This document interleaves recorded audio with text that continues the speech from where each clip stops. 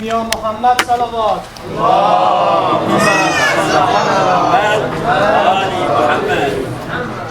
Assalamu alaikum. Assalamu alaikum. Bismillahirrahmanirrahim. Alhamdulillah Rabbil Alameen. Wa sallallahu ala Muhammad wa alihi tahirin.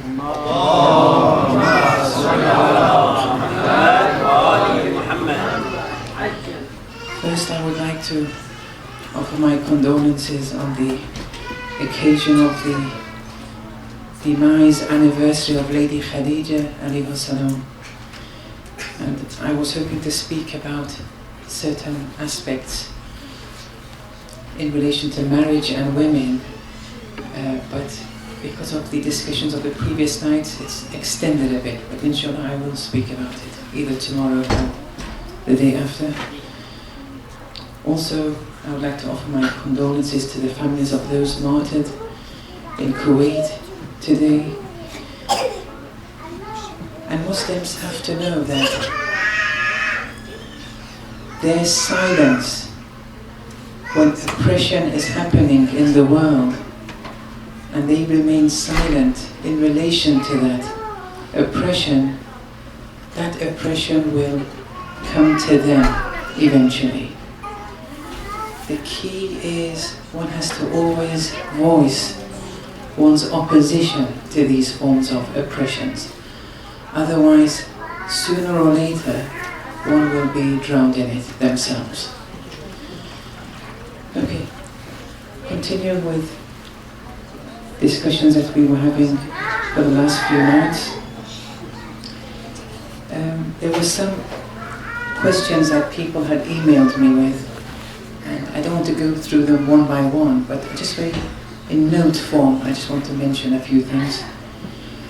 These discussions we've been having in relation to evolution and the question of Adam and Eve, was there one, more than one, and irrespective of if there was one or more than one, were they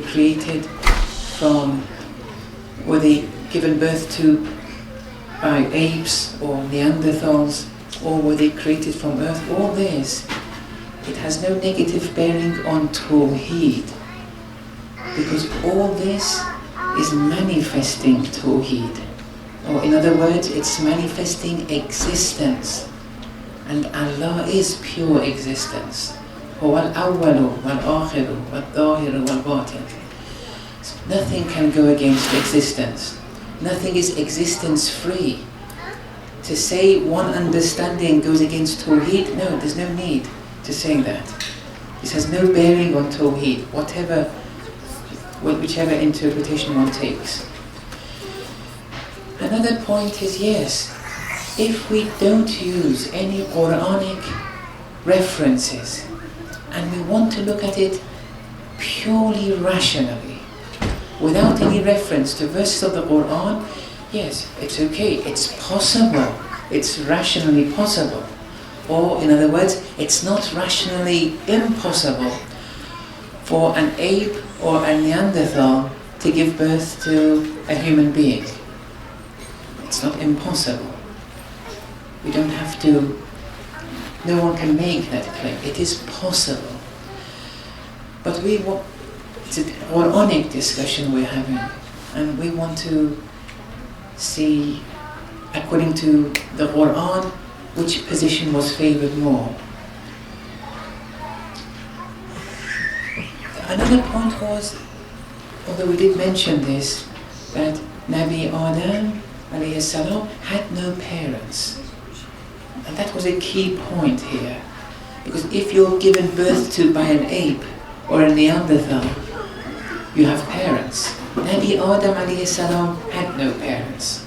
And that's why, because of this point, we don't accept, with the limited understanding we have today of the Quran, it doesn't seem that evolution, the way the West are portraying it in the media and putting it on a wide scale, as if everyone has to understand, and whoever doesn't understand, they're a bit abnormal. It doesn't fit with the Quran's logic. right now. But if it was proven scientifically 100%, we have no problem in accepting it. The question of who is the mother, who is the father, these are very important discussions. And inshallah we'll come to it. We have this discussion in fiqh, but also in other areas, it has a lot of implications. Who is the mother? Is it the owner of the egg, or is it the owner of the womb? Naturally, everyone goes to their manager, but there's some important implications to this question. Also in relation to who is the father. Is it only the person who's the owner of the sperm? Or is it no? It has to be accompanied with copulation, the act itself. And this has implications in IVF and so on and so forth. And Ayatollah Sistan has a very incredible fatwa here, which deserves a lot of attention. Another person asked that modern man, the history stems back to 120 years ago in Africa. How does that fit in with Adam and Eve? Well, the term modern is incorrect here. You got to the modern man, because modernity is something very recent. But we know what he means. But yes, it doesn't matter if it was proven that 120,000 years ago there were people who were living, which of course there were. That doesn't mean before or after that there were no people. We can still, there were always people, since pre-eternity. Just because they pinpointed a certain time at a certain place, that's okay. It doesn't go against what we've been saying. So let's assume that if those historical reports that say Nabi Adam, as we know, existed 10,000 years ago, that doesn't go against that 120,000. There were other people, and before that there were other people. There's no contradiction here. And they ask that these subhumanoids that exist, like the Neanderthals, people or species of a lower degree, at least intellectually, the Homo sapiens, humans today, why do they exist? Doesn't their progression indicate or prove evolution? That was the question. Well, no. There's no problem in subhumanoids existing. And they gave a few other names, I don't remember the names. One was Neanderthal, they gave another class of names. All these can exist. And the levels of rationality can differ. There's maybe a range of it. But you have to prove that humans evolved from them. And they gave birth to humans. This has to be proven. Just because of the genetic continuity, it doesn't prove that they evolved from this species. Otherwise there may be genetic continuity between a plant and a pig. But the question is, did this evolve from that? And that has to be proven. But if it is proven in the future, we have no problem. We'll accept it. Because aql is a tool in Islam. It's one of the tools, one of the traditions, the verses. We call that naql, the texts. And also another tool of the Sharia is aql. And Allah gave us this tool, and it's a hujjat, it's a very strong hujjat, especially if it's substantiated. Okay, here are just a few questions that people had asked. Today's question, inshallah, is how did the third generation arise? So we have Adam and Eve, and then we have their children, who would be the second generation. How did the third generation, the grandchildren of Adam and Eve, so to speak, how did they arise? Now this is a question that all religions have to answer.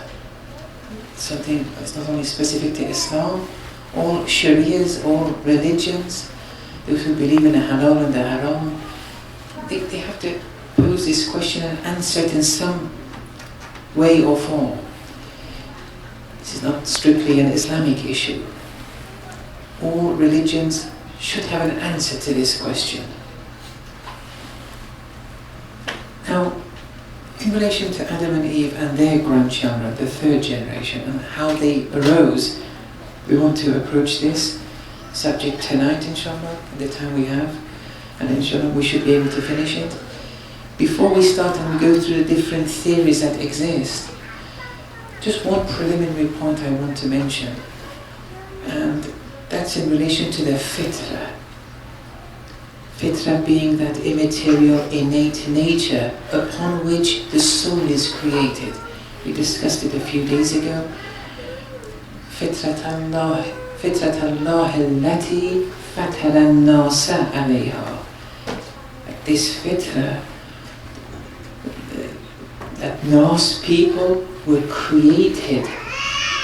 People, their creation, that which is essential to people is their soul. That soul was created based on alayha, that fitrah. And that tradition which says مَا مِن مَوْلُودٍ إِلَّا يُولَدُ عَلَى الْفِطْرَةِ فَأَبَوَاهُ يُهَوِّدَانِهِ وَيُنَصِّرَانِهِ وَيُمَجِّسَانِهِ. That all newborn are born based on the fitrah. They come to existence based on the fitrah. It's their parents who make them Jew, Christian or Zoroastrian. There, the fitrah is used in opposition to three religions. Meaning that fitrah in essence is true Islam. Meaning that the fitrah in essence is deen. And in the Quran, inna ad-deena inda Allahil Islam. So fitrah is the deen, it's Islam. And in that tradition, the fitrah is used in opposition to distorted forms of Islam. And that true Islam, that Tawheed, the creation of the soul was based on that. We went through this a few days ago. I don't want to repeat everything again. Now, from this fitrah, therefore, emanates all the general principles of aqa'id, all the general principles of akhlaq, and all the general principles of ahkam. So doctrine, ethics, and rulings, Islamic rulings, legal rulings, all these, the general principles of all these emanate from that true Tawheed, that fitrah. It's all there. Now, all prophets came and they confirmed that which was sent by previous prophets. What did they confirm? It was these general points that emanate from the fitrah. This was confirmed. So in aqaid, akhlaq, ahkam, or the general principles, that was always confirmed.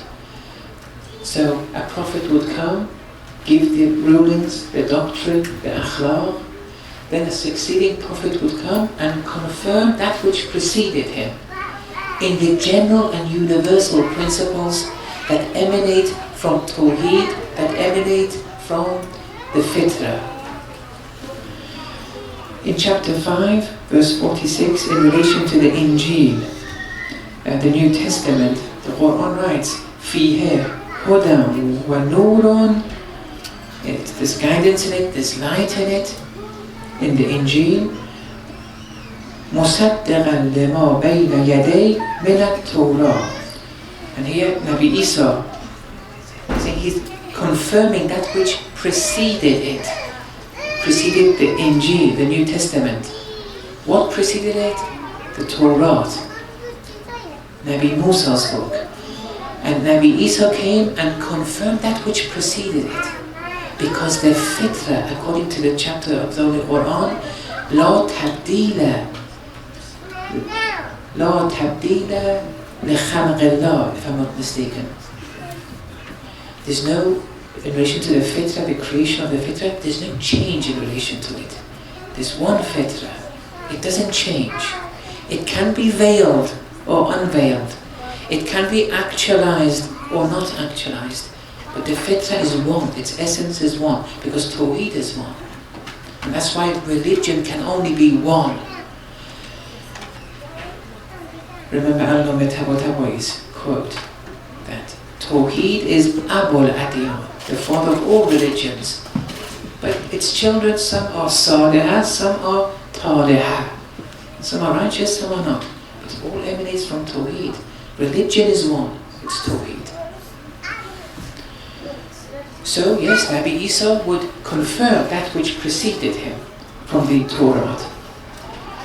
In relation to our Holy Messenger, chapter 5, verse 48, وَأَنزَلْنَا, we sent down, إِلَيْكَ, to you, to Prophet Muhammad sallallahu alayhi wa sallam, Al-Kitaba bil-Haq, the book was sent with the truth, مُصَدِّقًا لِمَا بَيْنَ يَدَيْهِ, confirming that which preceded it.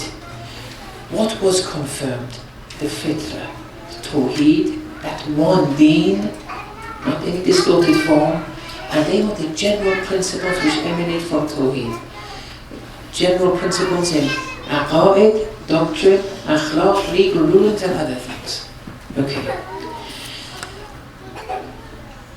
Then we see that sometimes there are not general universal principles, but subsidiary, secondary matters which change from Sharia to Sharia, from Prophet to Prophet.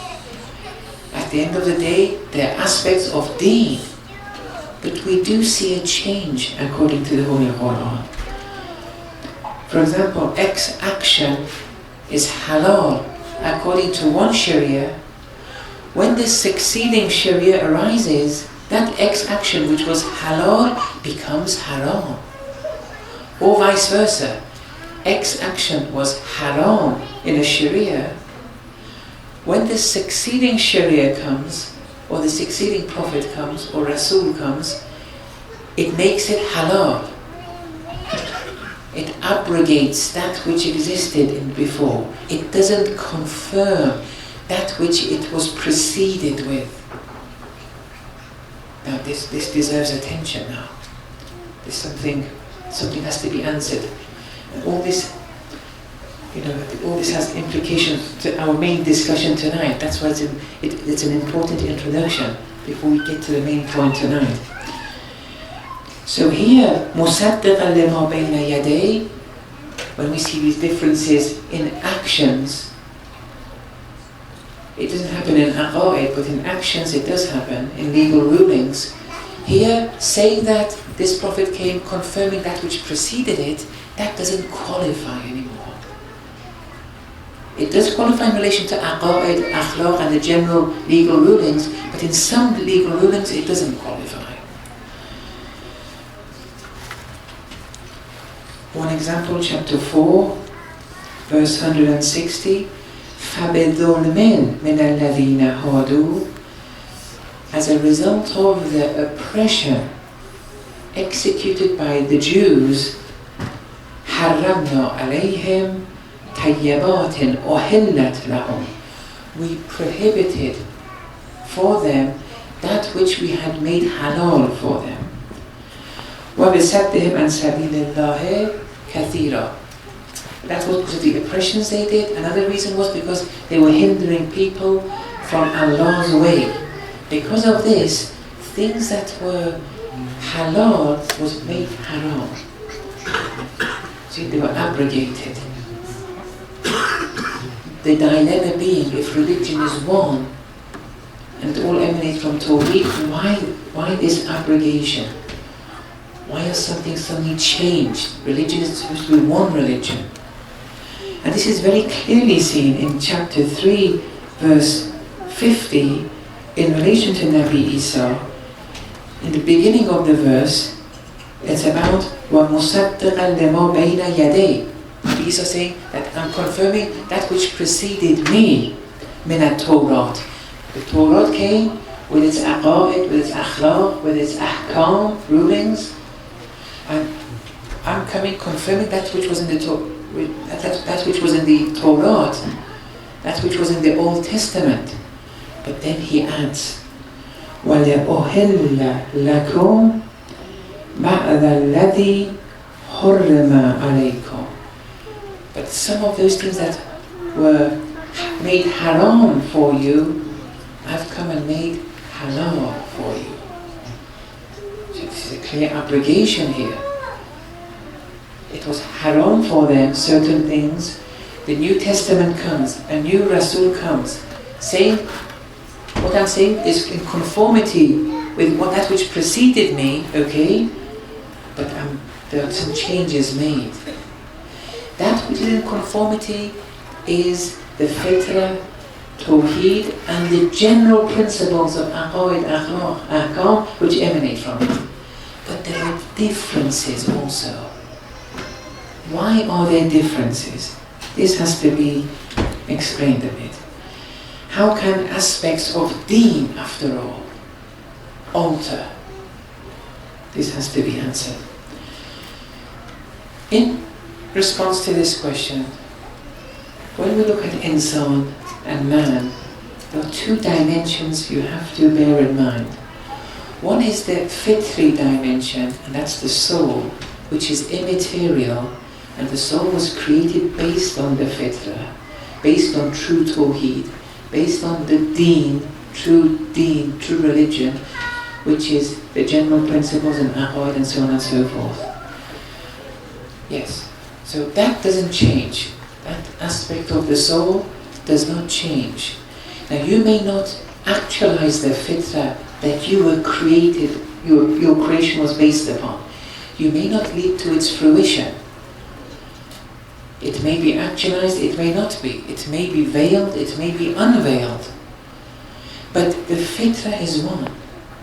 Whether you actualize it within yourself and wake it up or not, that's another issue. But the fitrah is one within you. That has no change. It's immaterial after all. That knows of no change. That's a given. Angels have a fitrah too, and they never change. From beginning to end, in their functions, they never change. It's always a uniform way of action. With insan though, we have a bodily dimension too. This bodily dimension is time and place and circumstance dependent. The fitrah isn't. The soul isn't. It's not dependent on time, place, circumstances.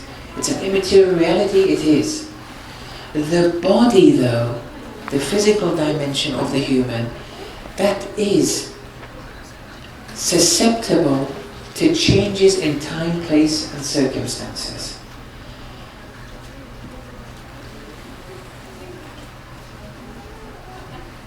So if a change in certain parameters arise, this body, and after all, we act through this physical body. The soul grows and elevates as a result of its dependency on its physical dimension. If we couldn't act, the soul couldn't grow. Now, this body which does the acting, although it's the soul which is acting, but it's doing it through a physical body. But this physical body is dependent upon and susceptible to changes in the environment. If that happens, that very same fitrah, which is unchangeable, in order for one to actualize it, there may require some changes in actions because of the change in time, place and circumstances. This is just an analogy I'm giving. I was thinking of giving an analogy. This was the best that came to my mind. I'm sure you can think of better ones. Just thinking, I don't want you to get drowned in the theoretical aspect of it. That was what I just explained. Imagine that you have 200 gallons of water is given to you, and that's a constant. Given to you every day for your needs. So let's say every day 200 gallons. That 200 is a constant, and it's there for your needs. And then you move location, and you go somewhere which is much colder, than where you used to be. Here, the 200 gallons remains the same. But before, in the hotter place, with the 200 gallons, when the ruling was have a shower every day, now because of a change in your environment, the 200 remains. But the ruling changes is, no, you need to have a shower every alternative day. The constant remains, but as a result of that change of environment, that constant has to be manifested or actualized in another manner. It's a much colder environment now. That's what we mean. That can change. Those legal rulings, they can change. But it's out of maslahat. It's out of the best interest of the human. But the constant is always the constant. That doesn't change. Subsidiary, particular matters of actions, yes, they can change. And that change is because of maslahat. Maslahat being in the best interest of the people. Subsidiary aspects of akhlaq may change. But it's out of maslahat, for the best interest of the people, either for their survival or for other reasons. Okay, that was the introduction. Now, since it's Friday, if I can speak 10 minutes extra with your permission. So how did the third generation arise? Let's go through the different theories one by one, and then we'll evaluate them at the same time.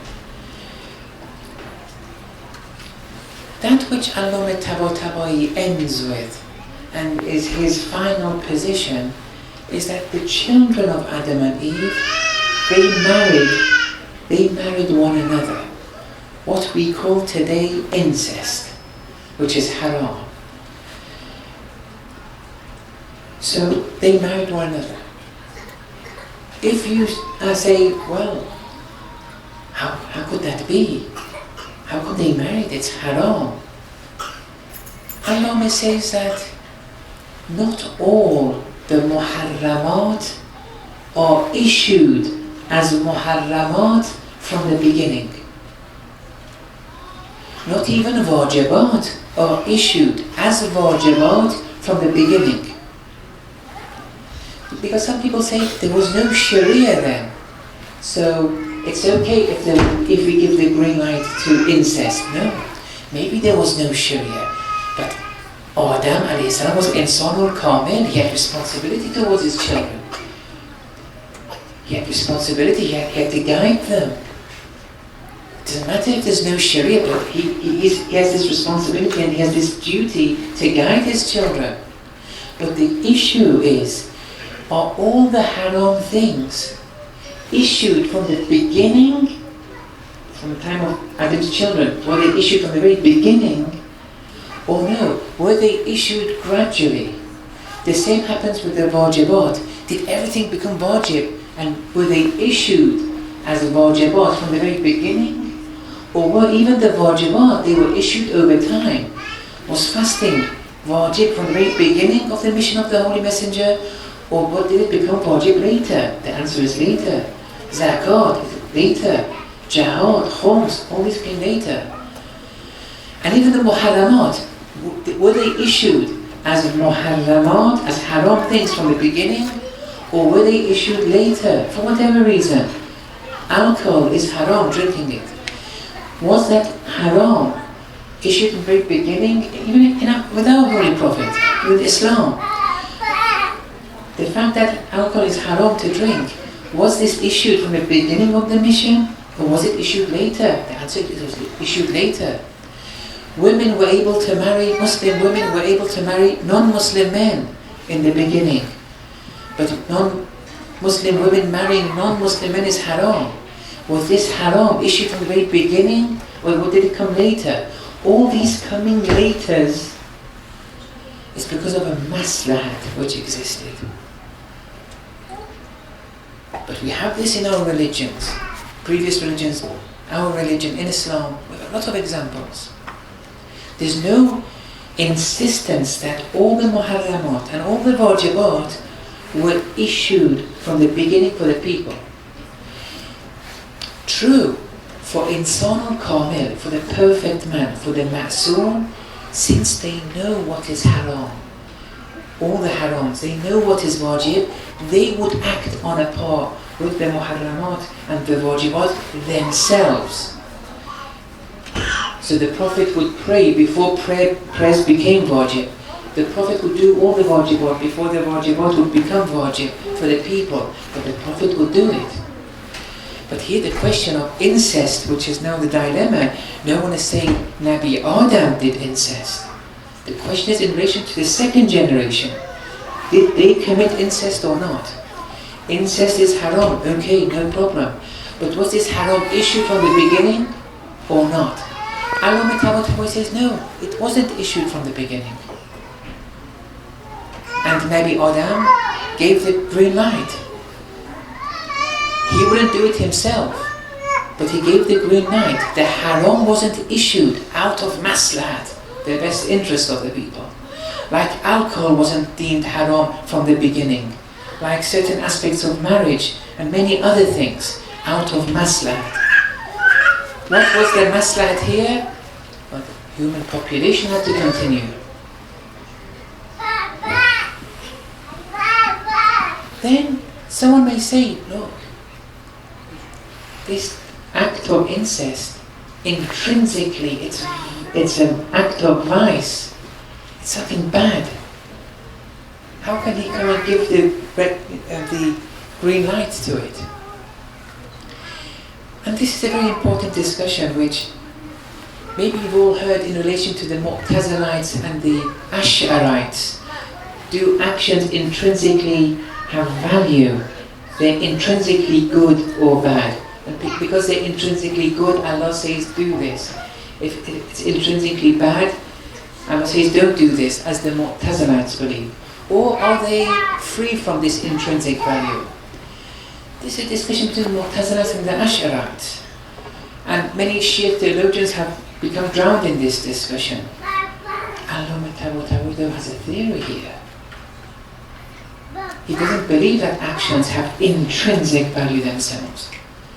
And also Ayatollah Hasanzadeh in his book Tawbah, he says this discussion of intrinsic things has been diverted from the main discussion it used to be. Otherwise, the Ash'arites also believe some actions are good per se. Who can deny that?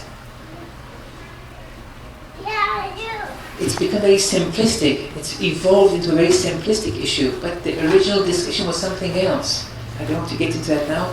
Ayatollah Hasanzadeh in his book called Tawbah, he discusses this. Allama Tabatabai too doesn't accept this notion. And then he enters a discussion called the I'tibarat, which now is not the time to open that discussion now, but he says this, the inner nature of man has certain requests.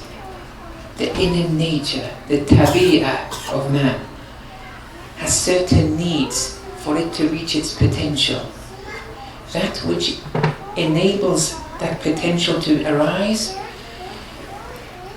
the person comes and assigns that action as good, or the legislator assigns it as wajib, because it's on a par with one's tabi'ah, not because there's intrinsic value in it. And things which are detrimental to one's tabi'ah, one's nature, in reaching one's potential, which is reaching Allah, we assign that arbitrarily, conventionally, as something bad. Not that it has intrinsic bad in it. We call these things i'tibarat, they're mental constructs that we make. But it's based on that inner nature of ours and its needs. It's based on something real. But i'tibarat need not be something real themselves. By real I mean in the real world, external world. They're mental constructs. But I don't want to enter that discussion right now. So, when you say this act is vicious per se, Allah says no, it doesn't have to be vicious per se. And we don't see it as vicious per se. But we see that if this was to continue in society, it would destroy society's chastity. That's why it becomes haram. But don't say it has intrinsic badness in it. It's because of its consequences, then we say it's haram. Therefore, for one generation, if it were to happen, it's unproblematic. But then it became haram out of maslahat, out of the best interest for the people and their salvation, then it became haram, it's okay. There's nothing that insists or makes us obliged to say all the muharramat, all the wajibat were issued from the very beginning. Okay, so that is one understanding.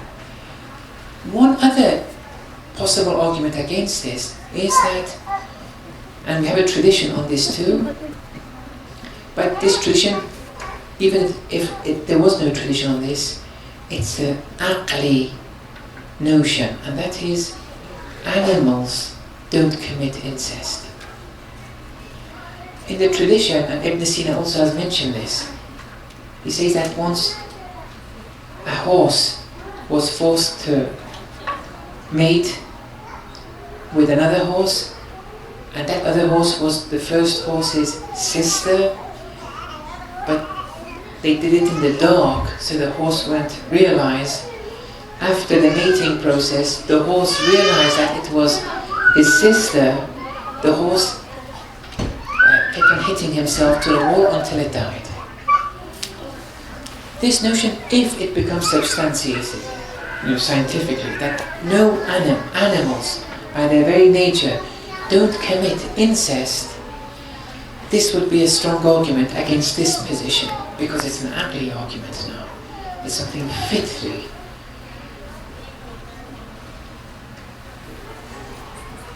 Whereas Allama doesn't regard it as something fitri. He enters the discussion on i'tibarat.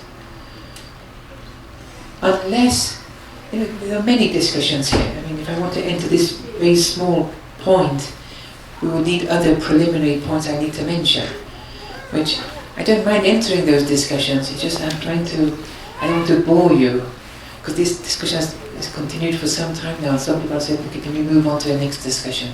So I know people have become a bit tired with these discussions, but these are very important things we have to understand.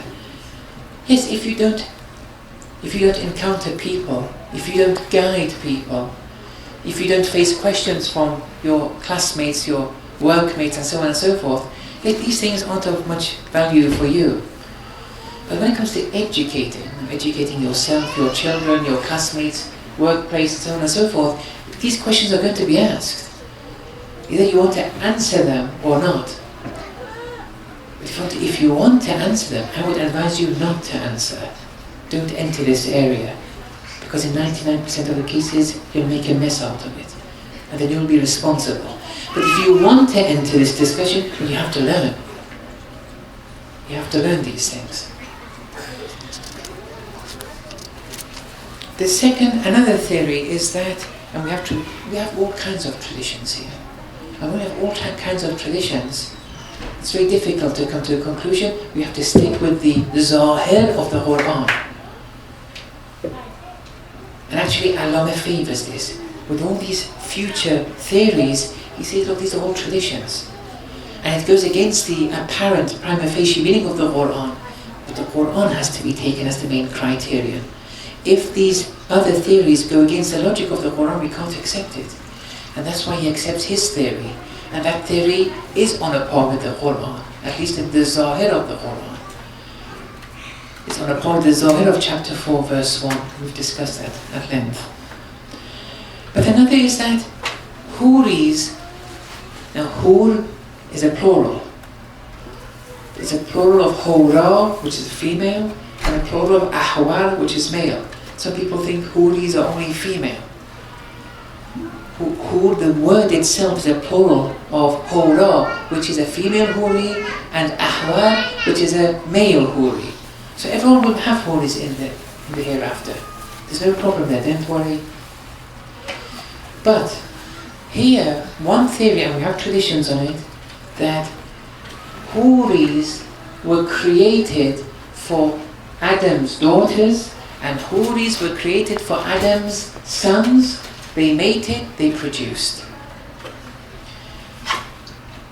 One problem with that is houris are immaterial beings. Entities of the hereafter, they're immaterial. How is something immaterial going to mate with something material? That's one problem. But that problem can be solved.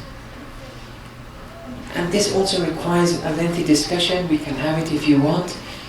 That some people, even after death, if their soul is a strong soul, and they were very spiritual in this world, they can generate physical copies of themselves, more than one even, whilst maintaining their identity.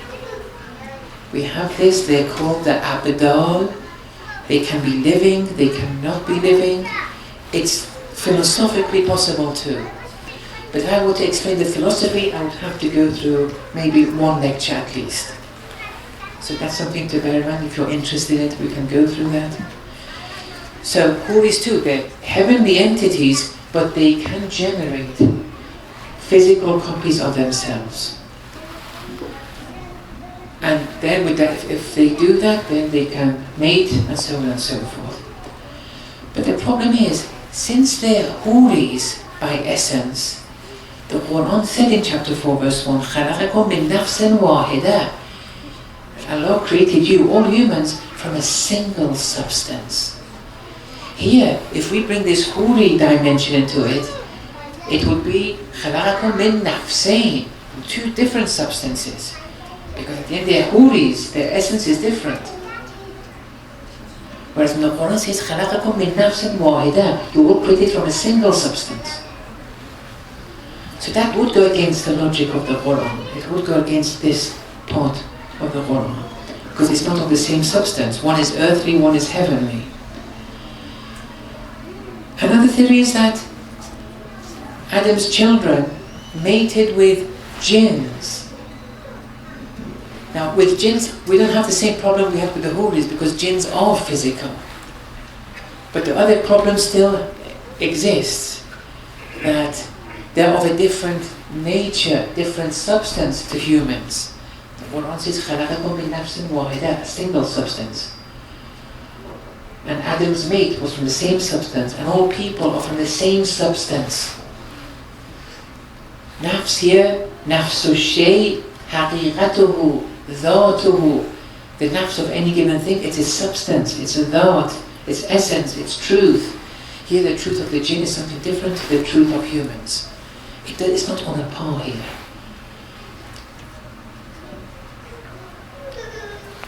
So with the jinns too, there are traditions, but we can't accept them, it's difficult. Now some people have come, they said, look, they wanted to accept the houri theory and say the prophets were results of the marriages between human and houris. Everyone else was a product of brothers and sisters marrying. But I mean, it's a very wild theory, this. It's something purely on paper, purely imaginary. At the end of the day, we need some backing. When there's no backing in the traditions and in the verse of the Quran, it's very difficult to accept. You can say it's rationally possible. But saying rationally it's something is not rationally impossible is only step one. It doesn't really conclude the actual what happened. Another theory is that other humans were created. Maybe not other Adams and Eve as we've discussed before, but when there were children of Adam, then Allah created humans. In the same way He created Adam and Eve, He created another male and female for them to mate. Now, there's no mention of that in the Holy Quran, there's no mention of that in the traditions either, but it's still more on a par with the logic of the Quran. But still accepting it's a bit difficult. But it's still min nafsin wahida. They share the same substance. With that other theory that people, when we went through all the proofs, that they believe there were more than one Adam and Eve, that then their children would intermarry. So in each continent there were more than one Adam and Eve, then their children would marry and they would continue. And they have brought their proofs, we've discussed that before. But here there's a slight difference here. The difference being that when the second generation arises, then Allah creates a male and female. As He created Adam and Eve, then they marry. That's a theory at least. But with there were more than one Adam and Eves, they brought a lot of justifications. I'm not saying they were right, but there were many proofs. Here we don't really have that. And finally, children of Adam, and we have traditions here too, that children of Adam and Eve married from people of the previous cycle. Because in the traditions, it's mentioned that there are 12,000 cycles right now. We discussed that last night. Also, we discussed that there were infinite number of cycles preceding our Adam, our cycle. And then there will be cycles after us. But in the traditions with our cycle, when it speaks of it becoming extinct and another heaven and earth arising, with the previous cycles, there's no mention of them necessarily becoming extinct and then a new heaven and earth arising. If that's the case, it's possible. They don't have to become extinct. It's possible that it remains as the traditions. We have traditions. There's one particular manager who's mentioned this as proof for himself. And it's Ayatollah Makarim Shirazi, very notable scholar, Mufassir of the Quran. He sides with this position. And he uses that tradition and he says that the children of Adam may have married people from the previous cycle. And actually the traditions gives a name for that cycle. And since they don't have to become extinct, there's no mention of a new heaven and earth, they can remain. It's possible. There's no mention of a new heaven and earth coming. That's why we have fossils of maybe 2 million years ago, 200,000 years ago, because the same earth is there. But with our cycle, then there's talk of a new earth arising, and a new cycle of people coming. Now where that is, what that is, that's another discussion. But still, this makes it possible that this tradition bears weight at least. And then they marry people from the previous cycle. If that's the case, two possible difficulties may arise. When it says خَلَقَكُم مِّن نَفْسٍ وَاحِدَةٍ, did those previous people have the same substance as Adam and Eve and us? It's not clear. It's not clear because that tradition describes the makeup of those people. They had hands, legs and everything, but not necessarily like us. It was called the Nasna cycle. Can you say that min nafs and wahida applies to them too? Most probably, discussions here. I mean, there is a case for, there is a case against it. But something else. The Quran says, وَبَثَّ مِنْهُمَا رِجَالًا كَثِيرًا وَنِسَاءً. Then from you two, Adam and Eve, numerous men and women were produced. Now if those from the previous cycles were involved in the process, you would have to say وَبَثَّ مِنْهُمَا, from you two, وَمِنْ غَيْرِهُمَا, and from other than you two, these numerous men and women came to be. And therefore, this marriage with the previous cycles, it's not at least on a par with the zahir of the verse. I mean, the tradition is, it's not 100% anyway. It's only one tradition, a few traditions. It doesn't lead to our certainty. These traditions can't come and reinterpret the zahir of the Quran. But still, this has to be, looked into more. Okay, so these are 5 of the main theories which exist. When Allama looks at all these traditions about the Huri, the Jinn, the previous cycles and so on and so forth, he says, look, at the end of the day, it's not on a par with the zahir of the verse in the Quran, chapter 4, verse 1. And they're not certainty leading anyway, because they're only solitary reports. In aqa'id, you need to have yaqeen. In actions, solitary reports will suffice. But with yaqeen, just because there are many traditions, it doesn't give yaqeen to you. They have to reach a threshold which leads to your yaqeen, and we don't have that. And so we go back to the Quran as the main criterion and the zahir of the Quran. And the zahir of the Quran is one Adam and Eve, and these people emanated from that one Adam and Eve. Except for that interpretation, which those scholars who said there was more than one Adam and Eve, and they said that kathir has to be interpreted differently, and the difference between walid and ab, there's some weight there. But all those other theories, it's difficult for it to stand. It's difficult to prove. Okay, I tried to fit it all in. Sorry I went over time, but at least we can continue with a new subject, inshallah, unless there are questions which are emailed to me, which I'll answer tomorrow, inshallah. Wa sallallahu ala Muhammad wa